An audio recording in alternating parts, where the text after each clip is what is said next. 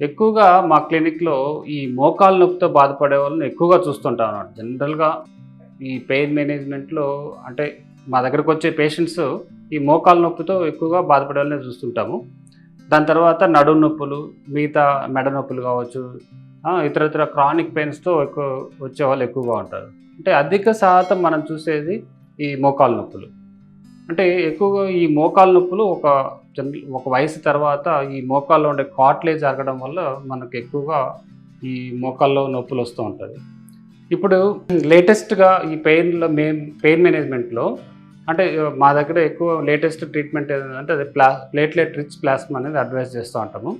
దీంట్లో ఇప్పుడు ఉన్న వాటిలో లేటెస్ట్ కార్టిలేజ్ అయితే అరిగిన మోకాల్లో ఉండే కార్టిలేజ్ అరిగిన దానికి మళ్ళా ఈ కార్టిలేజ్ రీగ్రో చేయడానికి ఇప్పుడు ప్రెజెంట్ ఈ ప్లేట్‌లెట్ రిచ్ ప్లాస్మా అనేది చాలా వరకు ఉపయోగపడుతుందన్నట్టు.